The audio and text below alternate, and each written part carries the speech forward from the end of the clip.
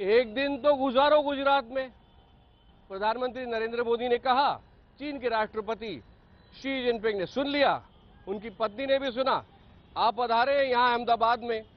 अब देखना यह है कि भारत और चीन के रिश्ते जो प्याज के छिलकों की तरह आगे बढ़ते ही जाते, लेयर्स ही लेयर्स है इस रिश्ते में।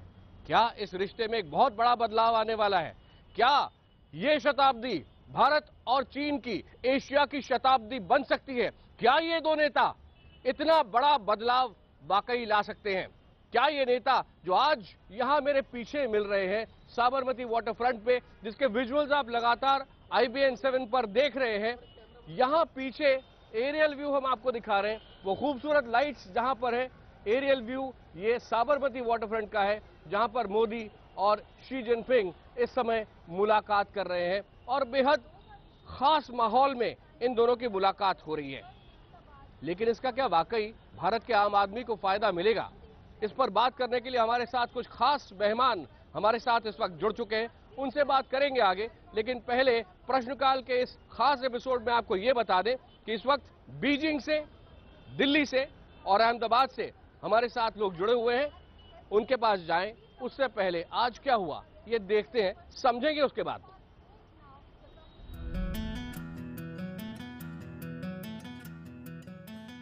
दोपहर 2:50 हुए थे जब एयर चाइना का विमान चीन के राष्ट्रपति जिनपिंग को लेकर अहमदाबाद के सरदार पटेल एयरपोर्ट पर उतरा।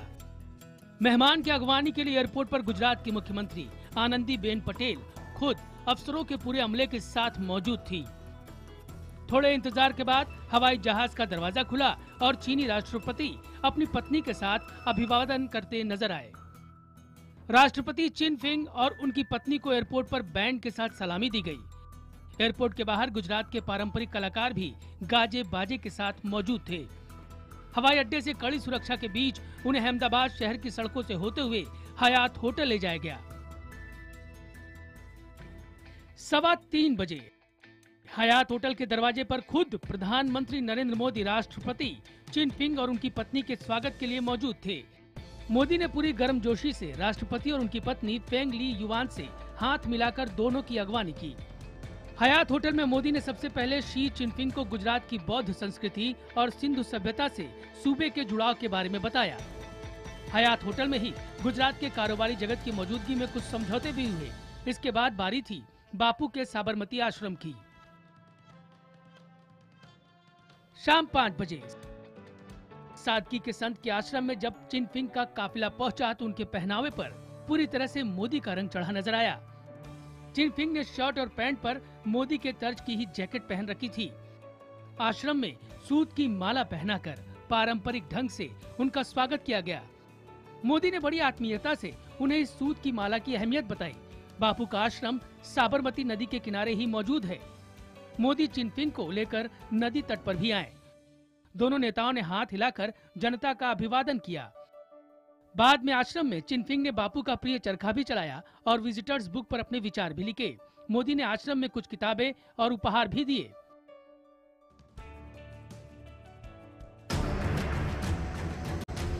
शाम 5:30 बजे राष्ट्रपति जिनपिंग की पत्नी Peng Liyuan Sabarmati river front park पर पहुंच चुकी थी। ली युआन चीन की मशहूर लोक गायिका है और अपने फैशन स्टेटमेंट के लिए खासी मशहूर भी। ली युआन का बदला हुआ परिधान और उनके स्वागत में गर्वीले गुजरात के लोक कलाकारों के साथ झूमता रिवर फ्रंट पार्क इसकी गवाही दे रहा था। 5:45 बजे प्रधानमंत्री मोदी राष्ट्रपति जिनपिंग को लेकर रिवर फ्रंट पार्क पहुंच गए। दोनों नेताओं ने साबरमती के खूबसूरत तट का नजारा लिया। जिनपिंग लोक कलाकारों के बीच भी गए और थोड़ी देर के लिए पारंपरिक गुजराती झूले पर भी बैठे। बाद में मोदी ने जिनपिंग और उनकी पत्नी दोनों को गुजराती आसन पर बिठाया और कलाकारों ने उनका स्वागत किया। ठीक 6:15 बजे मोदी राष्ट्रपति जिनपिंग और उनकी पत्नी ली युआन के साथ रिवर फ्रंट पर बैठे थे। यहाँ भी गुजराती लोक कलाकारों का गीत संगीत जारी था। दोनों नेताओं के बीच बातचीत भले ही दुभाषी के जरिए हो रही थी, लेकिन संगीत की भाषा सबको समझ आ रही थी। जिनपिंग और ली युआन ताल से ताल मिलाते नजर आए। यहीं पति पत्नी दोनों को सम्मान देते हुए गुजराती झूले पर बिठाया गया। बाद में ली युआन ने मोदी से भी झूले पर बैठने का आग्रह किया, लेकिन मोदी ने बड़ी शालीनता से संस्कारों का हवाला देते हुए इनकार कर दिया। शाम 6:25 पर प्रधानमंत्री नरेंद्र मोदी मेहमानों को खुद उनके खेमे तक पहुँचा कर आए।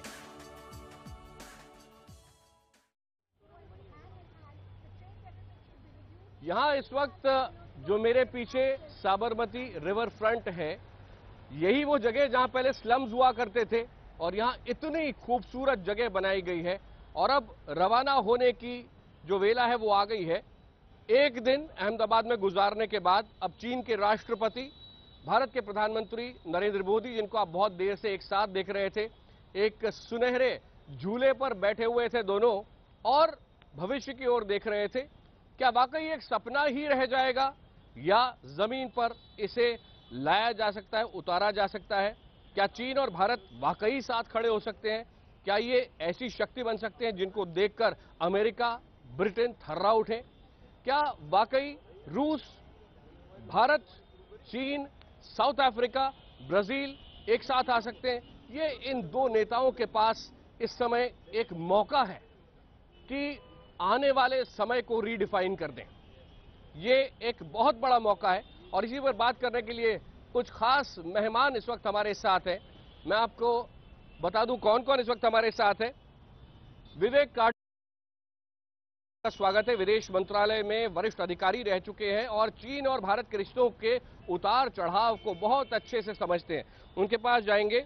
साथ ही साथ पूर्व राजनयिक आरएस कल्हा जी हमारे साथ हैं। राजनीतिक रिएक्शन कांग्रेस की ओर से लेंगे संजय निरुपम जी से और प्रभात झा हमारे साथ बीजेपी की ओर से जुड़ रहे हैं। प्रोफेसर स्वर्ण सिंह जो कई बार चीन जा चुके हैं और पहले भी हमारी कई बार बात हुई है जब इन्होंने सपना देखा है और मुझे बहुत साल पहले कहा था कि क्या कभी ऐसा हो सकेगा, क्या आज उस सपने के करीब वाकई हम जा रहे हैं, ये समझेंगे स्वर्ण सिंह जी से। और बीजिंग से अनिल आजाद पांडे हमारे साथ हैं, वरिष्ठ पत्रकार हैं, चाइना रेडियो इंटरनेशनल में लंबे समय से काम करते रहे हैं, चीन को अंदर से समझते हैं, भारत को तो जानते ही क्योंकि भारत के हैं। सबसे पहले जो व्यू है वो आइए हम बीजिंग से ही लें। हमारे खास मेहमान वहीं से आए हैं।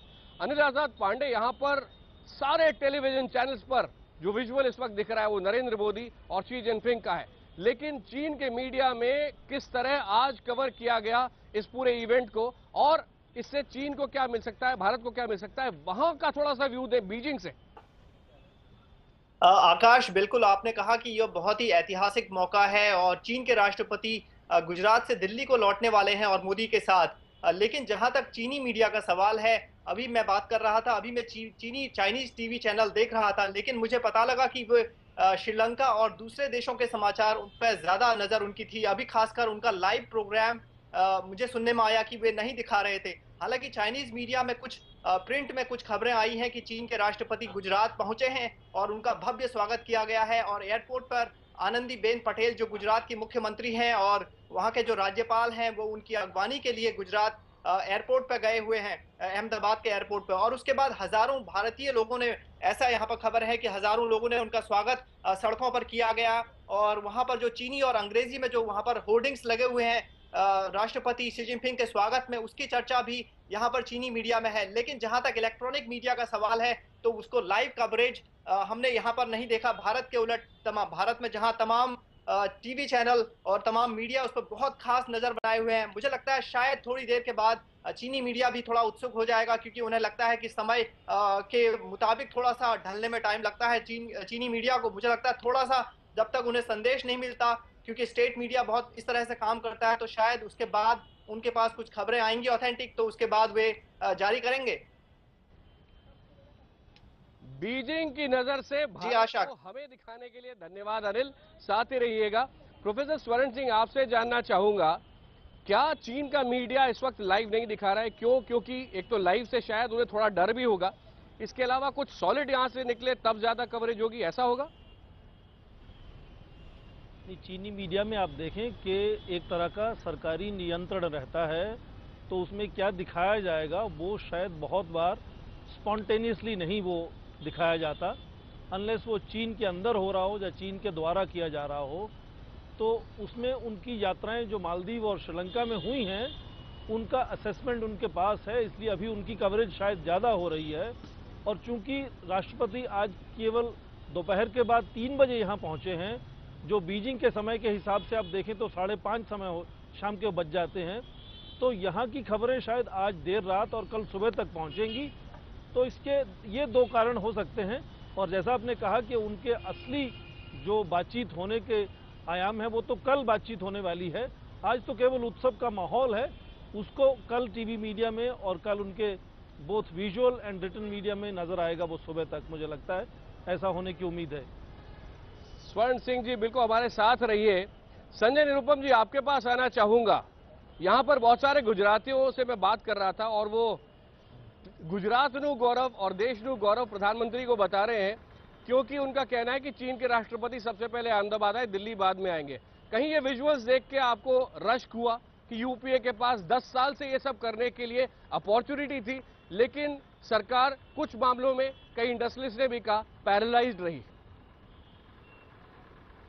नहीं, चीन के राष्ट्रपति गुजरात में जाएं पहले या दिल्ली में जाएं, बहुत ज्यादा फर्क नहीं पड़ता, क्योंकि वो हिंदुस्तान है। गुजरात भी हिंदुस्तान में है, दिल्ली भी हिंदुस्तान में है। बड़ा विषय यह है कि भारत और चीन के संबंधों में पिछले कई दशक में लगातार उतार चढ़ाव आए, और इन उतार चढ़ावों में कभी भारत सख्त हुआ है, कभी चीन सख्त हुआ है, लेकिन दो चिंताएं खासकर ऐसी रही हैं जिनको आज तक हम दूर नहीं कर पाए हैं। एक पहली चिंता है जो सीमा के ऊपर जो उनकी घुसपैठ होती है। नरेंद्र मोदी जी प्रधानमंत्री बनने से पहले बार बार कहा करते थे, ट्वीट किया करते थे, मैं उनके ट्वीट दिखा सकता हूं अगर किसी को चाहिए, कि भाई चीन की घुसपैठ जारी है और सरकार सोई पड़ी है। आज 3 महीने में 5 बार चीनी सैनिकों का घुसपैठ हुआ हमारे देश में, और भारत सरकार जो कहती थी कि चीन से आंख मिला के बात करेंगे, चीन को चुप करा देंगे, आज तक भारत सरकार ने बात ठीक है, ठीक है। भारत और चीन के राष्ट्राध्यक्षों की मुलाकात में पहला विषय ये अगर सॉल्व होता है तो मुझे लगता है कि एक अच्छी बात होगी। दूसरा, जो व्यापारिक असंतुलन है, भारत और चीन के बीच जो व्यापारिक कामकाज होता है उसमें चीन का बहुत बड़ा शेयर है, और हमारे देश के मार्केट में उसको बहुत बड़ा एक्सेस मिला है। हमारी सरकार जब थी तब भी हम बार बार चीन पर दबाव डालते थे कि हमें भी मार्केट एक्सेस दें। अगर ये सरकार मार्केट एक्सेस ले पाती है, बढ़ा पाती है, तो निश्चित तौर पर भारत के हित में एक बहुत बड़ा निर्णय होगा। लेकिन अभी साबरमती रिवर फ्रंट के ऊपर जो डिनर है वो महज डिनर ही रहेगा, अगर इन 2 बड़े मुद्दों के ऊपर सरकार चीन से अपनी बात नहीं मनवा पाती है तो।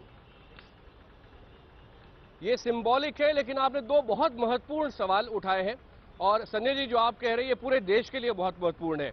प्रभात झा जी, आपसे जवाब चाहूंगा। सबसे पहले बाउंड्री इशू पे आता हूं। क्या आप वादा करते हैं कि कड़ाई से ये मुद्दा जब सब्सटैंटिव बातचीत कल से शुरू हो जाएगी भारत और चीन के बीच, तो चीन के सामने उठाया जाएगा?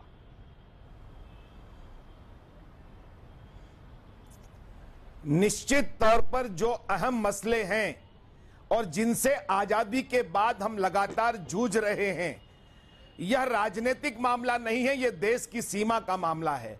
मसला कांग्रेस का हो या बीजेपी की सरकार हो या कांग्रेस की सरकार हो, यह सब देश हित की बात होती है, देश की अस्मिता का सवाल होता है, और इसलिए उसी शिद्दत और मुद्दत के साथ, ताकत के साथ इसको उठाएंगे। लेकिन सबसे बड़ी बात है कि आज भारत का विश्वास प्राप्त करने के बाद लगातार भूटान, नेपाल और जापान के बाद जापान में जाकर उन्होंने कहा था कि विस्तारवाद और अतिक्रमण, ये दोनों चीजों पर ध्यान नहीं होना चाहिए, विकासवाद पर ध्यान होना चाहिए, और 21वीं सदी एशिया की होगी, यह बात उन्होंने जापान के उस दौरे पे कहा था। आज का दिन अहमदाबाद के लिए नहीं, भारत के लिए इतना महत्वपूर्ण है कि 2 महान 35% आबादी वाले विश्व के 2 राष्ट्र चीन और भारत आज गांधी जी के आश्रम में गए। वह जो हम सैन्य से सबल मानते हैं, वहां पर गांधी के चरखे को हाथ लगाया, अहिंसा की मूर्ति गांधी जी के नीचे दोनों बैठे। मुझे लगता है कि एक अच्छी शुरुआत है, और जो भारत के नागरिकों का गौरव बढ़ा है, देश का गौरव बढ़ा है, और देश की जो तमन्ना है, सरहदों की बात हो, सीमा पर बात हो, लेह की बात हो, लद्दाख की बात हो, सिक्किम की बात हो, अरुणाचल की बात हो, निश्चित तौर पर उन मुद्दों पर भी निश्चित हमारे प्रधानमंत्री देश जहां तक प्रतीकों का सवाल है, सिंबोलिज्म का सवाल है, आपका जो आज जोश नजर आ रहा है प्रभात जी, वो पूरी तरह जस्टिफाइड है। लेकिन पूरा देश देखेगा, दुनिया भी देखेगी कि क्या वाकई हासिल होता है। आज अहिंसा की मूर्ति से चीन के राष्ट्रपति क्या सीख कर गए या नहीं सीख कर गए, ये आने वाले कुछ दिनों में बिल्कुल साफ हो जाएगा। यहाँ एक खास मेहमान आने वाले हैं, जो आज हयात होटल में बातचीत हो रही थी दोनों डेलीगेशंस के बीच में, दोनों राष्ट्र करीब से देख रहे थे। इनसाइडर्स व्यू, जैसे ही वो हमारे मेहमान आते हैं उनको हम यहाँ इन्वाइट करेंगे। और यहाँ पे मैं अभी देख नहीं पा रहा हूँ कि लाइट्स बहुत मेरे ऊपर है, तो अपनी टीम को रिक्वेस्ट कर रहा हूँ जैसे ही वो आए उनको यहाँ ले आए, लाइव में ही ले आए। लेकिन इस वक्त मैं आना चाहता हूँ विवेक काटजू जी के पास। विवेक जी, आपने कई दशकों से दोनों के रिश्तों को ध्यान से देखा है, क्या वाकई भारत को इस मुलाकात से आज ये जो बेहद खूबसूरत विजुअल्स दिख रहे थे, इसके साथ साथ कुछ हासिल होगा भारत को या नहीं होगा? इस वक्त एक डिप्लोमेट की दृष्टि से आप क्या कहेंगे? देखिए, मेरी याददाश्त में और मेरे राजनयिक जीवन में कभी भी मैंने किसी प्रधानमंत्री को ऐसी मेहमान नवाजी करते नहीं देखा जो कि आज मोदी जी ने चीन के राष्ट्रपति और उनकी पत्नी को दिखाई। वो अपनी जगह है और मोदी जी ने ये साफ इशारा किया है कि एक हम चाहते हैं, भारत चाहता है कि एक नया अध्याय शुरू हो हमारे चीन और भारत संबंधों में। लेकिन इसके साथ साथ सामरिक जो वास्तविकताएं हैं उसको नज़रअंदाज नहीं किया जा सकता। हाँ, हमने पहल करी है, ये अच्छी बात, लेकिन सीमा पर जो विवाद है वो एक भौगोलिक और राजनीतिक यानी जियोपॉलिटिकल वास्तविकता पर आधारित है और उसको दोनों देश की सरकार चाहे कितनी भी मजबूत हो आसानी से उसका कोई सल्यूशन नहीं निकाल पाएंगी। कोशिश जरूर करनी चाहिए और कोशिश जारी रहेगी। उसी तरह विवेक जी एक छोटी सी चीज आपसे पूछूं उसके पहले आर.एस. कल्हा जी भी हमारे साथ हैं। कल्हा जी, आपसे ये जानना चाहता हूं कि क्या ये एक सेंसिबल चीज रहेगी कि जहां तक बाउंड्री का इशू है उसको साइड में रखा जाए, लेकिन चीन से ये मनवाते हुए कि स्टेटस को मेंटेन रहेगा, न चीन इस तरफ घुसेगा न भारत उस तरफ घुसेगा, और इस बीच हम आपसी भाईचारा, आपसी विश्वास बढ़ाने की कोशिश करेंगे। क्या आपको लगता है ये एक सेंसिबल अप्रोच है कि बिजनेस भी सैक्रिफाइस नहीं हो, लेकिन साथ ही साथ भारत की जो अक्षुण्णता है, टेरिटोरियल इंटीग्रिटी है, जमीन को लेकर, सीमा को लेकर, वो बनी रहे? ये संभव है? देखिए, जब राजीव गांधी गए थे चीन 1988 में, तो वहाँ पर ये फैसला हुआ था कि जो सीमा का जो विवाद है वो आपस में बातचीत चलनी चाहिए और कोशिश करनी चाहिए कि इसका कोई ना कोई हल निकल आए। लेकिन ये भी फैसला किया था साथ साथ में कि अगर वहाँ पर थोड़ी देर लगती है इसका सीमा को विवाद को पूरी तरह हल करने के लिए, और दूसरे जो जैसे क्या कहते हैं ट्रेड का मुद्दा है या दूसरे और मुद्दे हैं, उनको रुकावट नहीं आनी चाहिए और हमें वहाँ पर अगर हो सकता है तो और प्रोग्रेस करनी चाहिए। ये तो हमारा 1988 से यही पॉलिसी रही है। तो मैं तो यही कहूँगा कि अगर जो हमारी सीमा विवाद है, जब सीमा का मुद्दा है, अगर उसका कोई अभी तक हल नहीं मिलता है तो कम से कम जो लाइन ऑफ एक्चुअल कंट्रोल है कम से कम वो तो तय कर लेनी चाहिए। तो जो अब बातचीत होगी अपने पीएम और चीन के राष्ट्रपति के साथ, तो हमें यही जोर डालना चाहिए कि ठीक है, अगर पूरा सेटलमेंट नहीं हो सकती तो कम से कम पहली कदम तो लेनी चाहिए, जो लाइन ऑफ एक्चुअल कंट्रोल है उसके ऊपर तो कम से कम आप जो कह रहे हैं महत्वपूर्ण। संजय, इस पे कुछ बोलना चाह रहे हैं? संजय जी। जी, मेरा देखिए मुद्दा इतना है, कोई सीमा विवाद ऐसा सच कुछ नहीं है। अरुणाचल प्रदेश हमारे देश का एक हिस्सा है, चीन मानने को तैयार नहीं। स्टेपल विसा का पूरी कंट्रोवर्सी आप जानते होंगे। जम्मू कश्मीर हिंदुस्तान का एक हिस्सा है और लद्दाख में सुबह शाम इनके सैनिक घुसे रहते हैं। अगर चीनी राष्ट्रपति आज 17 तारीख को यहां पे आए हैं तो 15 तारीख को घुसपैठ करने का क्या मतलब था? इस समय 300 चीनी सैनिक लद्दाख में घुसपैठ करके खड़े हैं। तो मैं ये जानकारी इसलिए दे रहा हूं कि चीन के ऊपर कभी नेहरू जी ने भी बहुत भरोसा किया था और आखिरकार चीन ने नेहरू जी को धोखा दिया और 1962 का जो किस्सा है सबको मालूम है। तो इसी तरह से नरेंद्र मोदी भी मेजबानी कर लें, जितना ढोकला खिलाना है खिला लें, जितना गरबा दिखाना है दिखा दें, लेकिन बहुत ज्यादा आंख मुंद करके भरोसा ना करें, क्योंकि चीन बुनियादी तौर पर एक धोखेबाज देश है। चीन को व्यापार करना है, चीन को भारत का बाजार चाहिए। कहीं ऐसा ना हो कि भारत का बाजार तो वो ले ले और हमें हमारा जो एक पूरा राष्ट्रीय संप्रभुता से जुड़ा प्रश्न है वो प्रश्न वही का वही रह जाए। तो कहीं ना कहीं चीन से सावधान होने की आवश्यकता है। एक बार चीन की तरफ से धोखा हुआ जब चीन की ओर से भारत पर हमला किया गया। 1 मिनट सर। ठीक है, आपके पास बहुत जी पूरी करें। एक और जानकारी देता हूं, अभी जिस होटल में चीनी राष्ट्रपति ठहर रहे हैं वहां पर नॉर्थ ईस्ट के लोग नहीं जाएंगे। ये क्या मतलब हुआ? भारत सरकार को स्वीकार ही नहीं करना चाहिए। हमारे इस समय देश के जो गृह राज्य मंत्री है वो अरुणाचल प्रदेश के हैं, क्या उस गृह राज्य मंत्री को भारत और चीन की बातचीत में शामिल किया जा रहा है? अगर शामिल नहीं किया जा रहा है मतलब हमने चीन के सामने घुटने टेके हैं।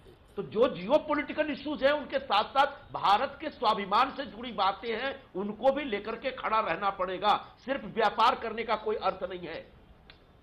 देखिए, मैं एक बिल्कुल चीज आपने महत्वपूर्ण बात कही है, इस पर भी मैं लौटूंगा, इस पर जवाब भी लूंगा। एक छोटा सा ब्रेक यहां पर प्रश्नकाल में ले रहे हैं, लेकिन यह खास एपिसोड साबरमती वाटरफ्रंट से इस वक्त जारी है, बीजिंग, अहमदाबाद और दिल्ली को जोड़ता हुआ।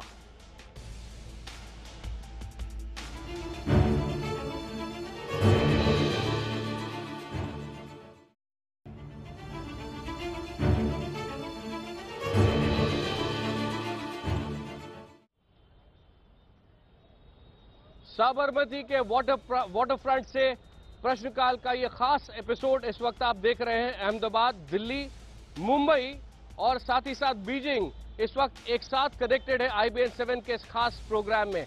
विवेक काटजू जी, आपके पास आना चाहूंगा, क्या ये कहना सही होगा कि प्रधानमंत्री मोदी ने बहुत अच्छी शतरंज की ये चाल खेली, $35 बिलियन का इन्वेस्टमेंट लेकर आए वो जापान से, और उन्होंने चीन को यह साफ कर दिया कि अब आपकी बारी, और उसके बदले में $100 बिलियन का इन्वेस्टमेंट लिया जिससे लाखों नौकरियां भी बनेंगी? क्या ये कहना सही होगा? देखिए, मुझे लगता है कि चीनी इन्वेस्टमेंट्स को भारत में आने का स्वागत करना चाहिए, और अगर प्रधानमंत्री जी ने पहल करी है इसके मामले में तो वो अच्छी बात है। हमें इन्वेस्टमेंट्स चाहिए, और अब ये ज़रूर एहतियात बरतनी पड़ेगी कि किन सेक्टर्स में ये इन्वेस्टमेंट जाए, क्योंकि हमारे सामरिक हित भी हैं और उनका मूल्यांकन करना पड़ेगा ये इन्वेस्टमेंट्स आने के पहले। लेकिन अब ये कोई कंपेटिटिव नहीं होता है, और मुझे नहीं लगता है कि प्रधानमंत्री जी या प्रधानमंत्री के स्तर पर ऐसी बातों में पहल की जाती है या ये शतरंज की चालें चली जाती हैं। प्रधानमंत्री तो देश का कॉम्प्रिहेंसिव हित, सब हित देखते हैं और फिर उसको बैलेंस करके आगे बढ़ते हैं। तो ये इस तरह एक ही एस्पेक्ट को बढ़ाना कि उन्होंने दौड़ लगवा दी है, वो मुझे जरा गलत लगता है। ये पूरे देश की चिंता है, संशय है, पहले धोखा मिल चुका है, वो हुआ था आर्मी के जरिए, क्या इस बार इकोनॉमी के जरिए हो सकता है? मार्केट एक्सेस का मुद्दा भी उठा रहे हैं संजय निरुपम। क्या भारत के बिजनेसमैन लेवल प्लेइंग फील्ड पर चीन में जाके भी बिजनेस कर पाएंगे? ये नेगोशिएशंस बहुत दिक्कत वाले होते हैं, बहुत परेशानी वाले होते हैं, और अमेरिका जैसा देश भी नहीं कर पाया है। कैसे देश ये माने कि प्रधानमंत्री मोदी ये कर पाएंगे? देखिए, आशावादी होना होगा, और बिना आशावादी हुए कोई बात नहीं हो सकती। प्रारंभ होगा तो हम परिणाम तक पहुंचेंगे। 1962 को 58 साल हो गए। 58 साल में पानी सिर से बहुत ऊपर निकल गया है। यह जानते हुए हमको सबको बात करनी होगी। प्रधानमंत्री भारत का प्रतिनिधित्व करते हैं 125 करोड़ का, और वे कांग्रेस के भी प्रधानमंत्री हैं और भाजपा के भी प्रधानमंत्री हैं। इसको राजनीतिक निगाह से देखना और शंकास्पद निगाह से देखना मैं उचित नहीं मानता हूं। निवेश के माध्यम से अगर ये ट्रेड डिप्लोमेसी है तो निश्चित तौर पर उनका आना, अगर हम बाजार हैं तो वो आएंगे, लेकिन इसके साथ साथ अनौपचारिक वॉकिंग टॉकिंग, क्या क्या बात हुई, क्या कल बात होगी, ये सब भारत के हित में। हम सरहद के सौदे पर व्यापार नहीं करेंगे, ये बात भी उतनी ही सत्य है। हमें सरहद की बात भी करनी होगी, लेकिन हम निवेश की बात भी करेंगे। आज जो भारत की समस्या है, हम जापान गए, क्या वहां पर हमने क्या बात की?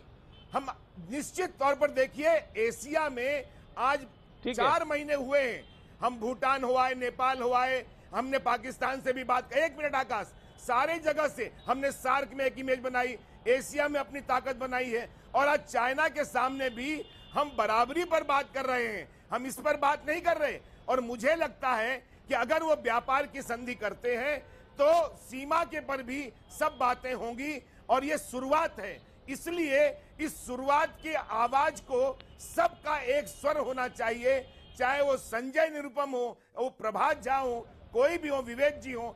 आज आवश्यकता है कि हम सब एक होकर काम करें। अहमदाबाद से सवाल, दिल्ली से जवाब। और अब बीजिंग से उस पर टिप्पणी, अनिल आजाद पांडे। जी आकाश, बिल्कुल मैं इनकी बातों से सहमत हूं। जैसा कि अभी कह रहे थे, हमें आशावादी होना होगा और भारत को इतना कमजोर नहीं मानना चाहिए जितना कि अक्सर हम माना करते हैं।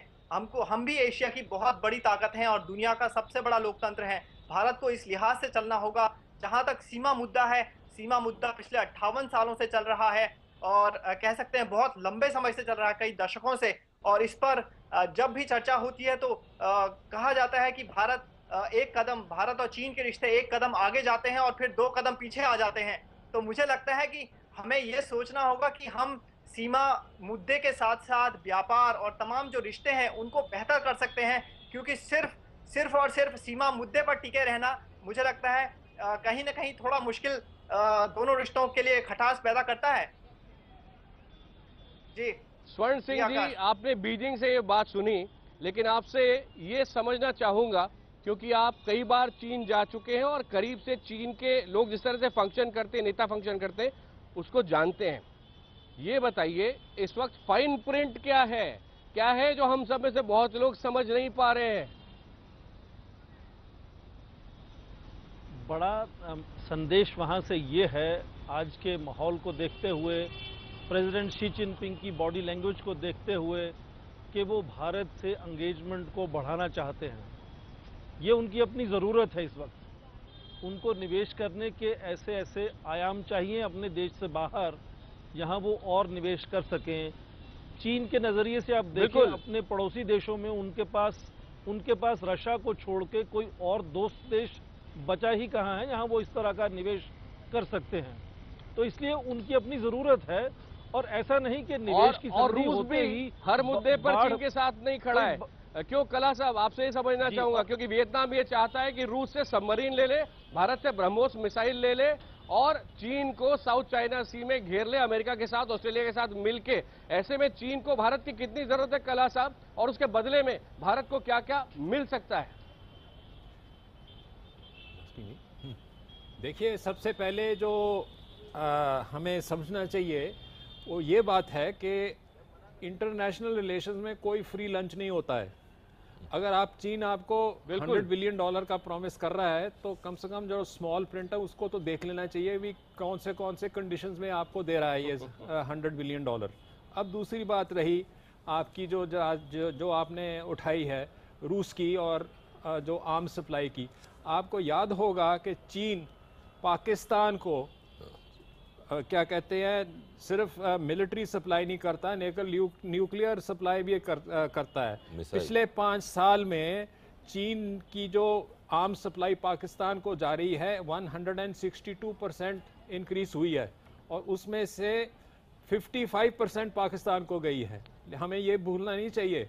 दूसरी बात आपके सामने जो रखनी चाहता हूँ मैं, ये है कि देखिए, अगर हमने भी अपनी थोड़ी सी ताकत बढ़ानी है तो हमने भी अपने जो हमारे मित्र देश हैं उनके साथ संबंध और तेज़ करने हैं। खास करके जैसे अमेरिका है, जापान है, वियतनाम है, ऑस्ट्रेलिया है। तो इससे चीन को कोई एतराज़ नहीं होना चाहिए, क्योंकि वो भी तो कर रहा है कि नहीं कर रहा है। देखो पाकिस्तान के साथ उनका कितना संबंध है। हम तो वो ये मुद्दा उठाते ही नहीं है, पता नहीं क्यों नहीं उठाते। ये रणनीतिक मामले हैं और यहाँ पर दोस्ती जैसी चीज नहीं होती जहां आप आंख बंद करके विश्वास कर सकें। विवेक काटू जी, आपसे पूछना चाहूंगा कि डिफेंस, मैं जब चाइना गया तो डिफेंस मिनिस्ट्री में काफी मेहनत के बाद उन्होंने बड़ी खुलकर पारदर्शिता से बात की। इसी तरह वाटर रिसोर्सेज पर भी उन्होंने खुलकर बात की। लेकिन जब मैंने कहा कि ट्रेड सरप्लस पे और जो बैलेंस ऑफ ट्रेड बिगड़ा हुआ है, भारत को ट्रेड में नुकसान होता है, चीन को कहीं ज्यादा फायदा होता है, उस पर बात करेंगे, तो उस पर बात करने से वो कतरा गए। क्या ये वो चीज है जहां पर चीन किसी तरह घुस जाना चाहता है और यहां हमें सावधान रहने की जरूरत है? देखिए, हमें सावधान तो हर क्षेत्र में रहने की जरूरत है। हाँ, आशावादी जरूर होना है, लेकिन आशावादी के होने के साथ साथ हमें क्या वास्तविकताएं भूलनी है। कल्ला साहब ने बिल्कुल दुरुस्त फरमाया, सामरिक क्षेत्र में हमें चीन और पाकिस्तान की जो एक मित्रता है, जो उनके संबंध हैं, उसको फेस करना है और हम कर रहे हैं। उसकी मार हम पर पड़ चुकी है। व्यापार की आपने बात करी, देखिए व्यापार में चीनी जो हैं वो बहुत रूथलेस होते हैं, वो किसी का नहीं देखते हैं, इसमें कोई दया दृष्टि नहीं होती है। तो चीन वहीं पर होना भी चाहिए। जी बिल्कुल, और चीन वहीं पर पर कहाँ स्कोप है इसकी? चीन वहीं पर इन्वेस्ट करेगा जहां उसको फायदा है। और इस वक्त एक खेल चल रहा है, वो खेल हमें खेलना है। वो इशारेबाजी चल रही है। हमारे राष्ट्रपति अभी वियतनाम गए, वियतनाम से हमने संदेश भेजा चीन को कि हम अपने सामरिक हितों का, अपने जो हमारे हित हैं, राजनयिक हित हैं, उनकी हम सुरक्षा करेंगे। जो मोदी जी ने जापान में कहा वो भी चीन की तरफ एक इशारा था। तो ये एक शतरंज, एक बिसात बैठी हुई है, इस वक्त खेल चल रहा है। थोड़ा प्रभात जी के पास भी आना चाहूंगा मैं। प्रभात जी, क्या जैसे घर बनाने का मामला है उसमें चीनी कंपनियों को आने देना चाहिए? क्या आपको लगता है उससे आम आदमी को फायदा होगा और जो घर होंगे वो सस्ती कीमतों पे मिल सकेंगे? क्या इसी तरह आपको लगता है कि बुलेट ट्रेन का सवाल हुआ, मेट्रोज का सवाल हुआ, ट्रेन की स्पीड बढ़ाने के लिए चीनी कंपनियों को लाने का सवाल हुआ, आपको विश्वास है कि यहां से आम आदमी को फायदा मिल सकता है? निश्चित तौर पर जब हम जापान से बात कर सकते हैं बुलेट ट्रेन की, तो चाइना यदि कुछ चीजों का इन्वेस्ट कर सकता है और हमारी जरूरतों को पूरा कर सकता है, हमें क्यों नहीं करना चाहिए? क्या भारत के प्रगति के रास्ते बंद करने हैं? हमें अपना आयाम खड़ा करना है, हमें अपने पैरों पे भी खड़ा होना है, हमें अपने भारत को भी सक्षम बनाना है। साथ ही अगर हमें उपलब्ध हो रहा है और निवेश करने को तैयार है, और उसमें जैसा अभी सब लोगों ने कहा, सतर्कता से, हमें सतर्क रहते हुए, इन सब बातों को ध्यान रखते हुए सभी चीज। क्या भारत की आवश्यकता बुलेट ट्रेन नहीं है? क्या 6 घंटे का रास्ता 2 घंटे में होता है तो भारतीयों को फायदा नहीं होगा? क्या आवास बनेंगे तो गरीबों का भला नहीं होगा? सस्ते दरों पर मकान बनेंगे तो भारतीयों को फायदा नहीं? ये बहुत सारी बातें हैं, लेकिन इन सब में जो सबसे बड़ी बात है आकाश, वो सतर्क रहने वाली बात है।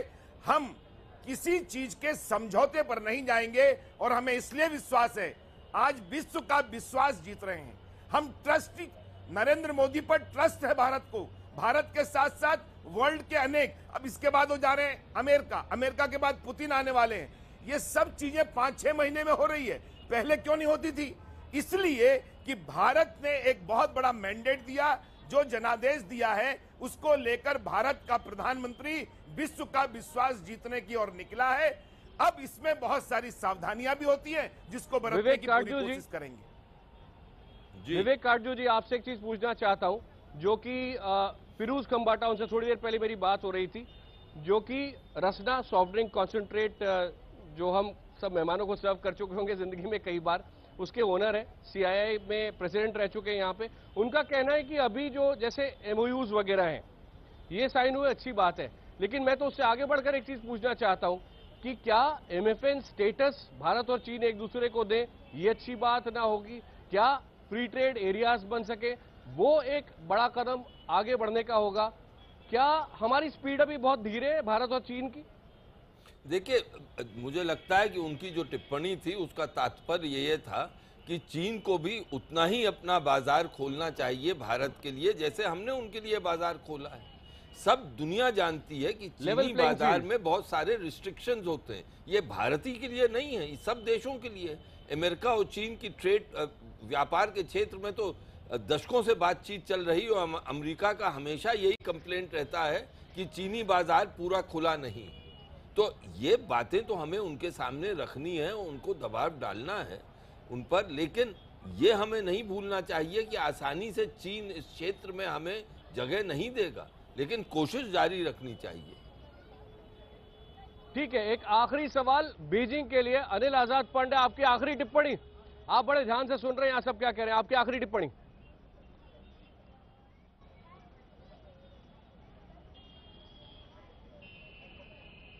लगता है बीजिंग से संपर्क टूट गया है, लेकिन यहां पर साबरमती वाटर फ्रंट पर यह संबंध लगातार है। और संजय निरुपम, आखिरी टिप्पणी आपकी लेना चाहूंगा। मुझे यह भी खुशी है कि आपकी और प्रभात झा की बातें कई जगह सतर्कता बरतने से लेकर फायदों तक कुछ हद तक सिमिलर भी है। देखिए, भारत और चीन के बीच जो व्यापार हो रहा है इस समय, वो लगभग $65 बिलियन के आसपास है, और जो भारत के दृष्टिकोण से जो ट्रेड डेफिसिट है वो $35 बिलियन का है। तो पहली चुनौती तो ये है कि भारत और चाइना के बीच जो व्यापार हो रहा है उसका असंतुलन खत्म होना चाहिए। अब चाइना ने कहा, जैसे हमारी जो ये सीतारमण मैडम हैं, जिन्होंने, जो हमारी वाणिज्य मंत्री, उन्होंने अनाउंस किया है कि 2 इंडस्ट्रियल पार्क खोले जा रहे हैं, गुजरात में, महाराष्ट्र में। अब इंडस्ट्रियल पार्क मतलब क्या है, इसका बिजनेस मॉडल क्या है? क्योंकि चाइना में अगर कोई दूसरे देश के लोग इन्वेस्टमेंट लेके जाते हैं तो SEZ बनता है वहां पर, और वहां पर चाइना का रिस्ट्रिक्शन ये सारे डिटेल्स, वहां पर प्रोड्यूस किए हुए माल चाइना में नहीं बिकेंगे। अब यहां पर अगर यहां पर चाइनीज इन्वेस्टमेंट से प्रोड्यूस किए हुए माल इंडिया में बिक रहे हैं तो हमारे लिए एक बहुत बड़ा कंपटीशन हो जाएगा डोमेस्टिक प्रोड्यूसर्स के लिए।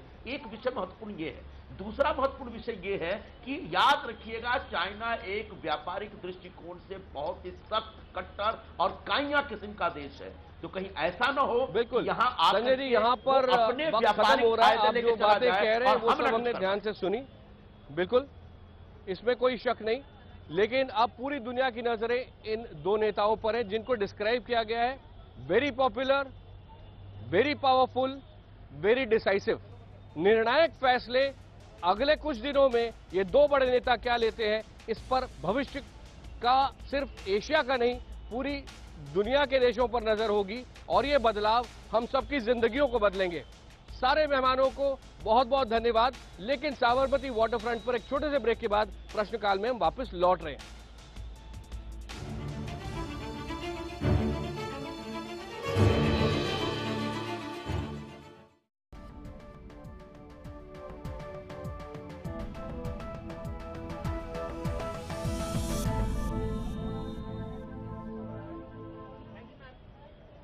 प्रश्नकाल के अहमदाबाद से साबरमती वाटरफ्रंट से इस खास एपिसोड में एक बार फिर आपका स्वागत है।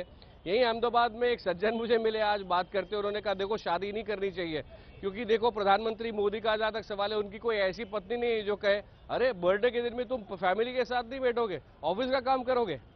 बहरहाल वो अपनी जगह। आज इस बेहद अहम मुलाकात के दिन नरेंद्र मोदी एक बात नहीं भूले कि दिन का आगाज अपने बर्थडे के दिन वो मां के आशीर्वाद के साथ करें।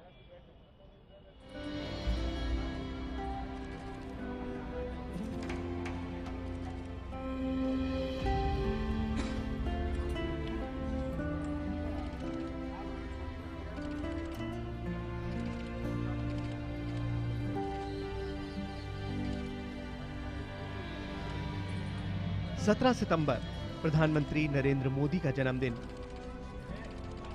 और दिन की शुरुआत मां के आशीर्वाद से। वैसे तो हर साल मोदी अपने जन्मदिन पर मां का आशीर्वाद लेने जाते हैं, लेकिन इस बार यह पहला मौका था जब वो प्रधानमंत्री बनने के बाद गांधीनगर में अपनी मां से आशीर्वाद लेने पहुंचे। लेकिन अपनी मां से मिलने वो प्रधानमंत्री नहीं बल्कि एक बेटे के तौर पर गए। प्रधानमंत्री के बड़े काफिले को छोड़ मोदी महज 2 गाड़ियां लेकर अपनी मां से मिलने पहुंचे। मोदी ने अहमदाबाद से 23 किलोमीटर दूर गांधीनगर जाने के लिए एक सामान्य स्कॉर्पियो गाड़ी का इस्तेमाल किया। जानकारी के मुताबिक गुजरात के मुख्यमंत्री के तौर पर भी मोदी इसी गाड़ी का इस्तेमाल किया करते थे। केसरिया रंग का कुर्ता पहने मोदी सुबह करीब 7:30 बजे अपने भाई पंकज मोदी के घर पहुंच गए, जहां उनकी मां भी रहती है। मोदी बड़ी सादगी से अपने परिवार के सदस्यों से मिले। थोड़ी देर बाद ही 94 साल की उनकी मां हीराबेन सामने आई। मोदी ने मां के पैर छूकर उनका आशीर्वाद लिया। जन्मदिन के मौके पर मां ने उनका मुंह मीठा कराया और जम्मू कश्मीर के लिए प्रधानमंत्री राहत कोष में 5,000 रुपए दान में दिए। मोदी ने अपने परिवार के बीच करीब 20 मिनट बिताए। इसके बाद मोदी मीडिया से बातचीत किए बगैर ही अहमदाबाद निकल गए। गौरतलब है कि मोदी ने पहले ही कह दिया था कि उनके जन्मदिन पर कोई सरकारी जश्न नहीं मनाया जाएगा। हालांकि जब मोदी महात्मा मंदिर में गुजरात सरकार के कार्यक्रम में पहुंचे तो वहां उन्हें सभी लोगों ने जन्मदिन की बधाई दी। मोदी यहां गुजरात सरकार की स्वावलंबन योजना के तहत 11 कल्याणकारी योजनाओं की शुरुआत करने पहुंचे थे। इस दौरान उन्होंने हर भारतीय को आत्मनिर्भर बनने पर जोर दिया। प्रश्नकाल का समय यहीं पर समाप्त हुआ। सत्यम शिवम सुंदरम, क्या भारत और चीन का रिश्ता होगा? अहमदाबाद से सुंदरम की शुरुआत हुई है। सत्य और शिव से साक्षात्कार अब दिल्ली में होगा, जिसकी सबसे बड़ी कवरेज यहीं IBN 7 के साथ देखिएगा। फिलहाल आप सबका बहुत बहुत धन्यवाद।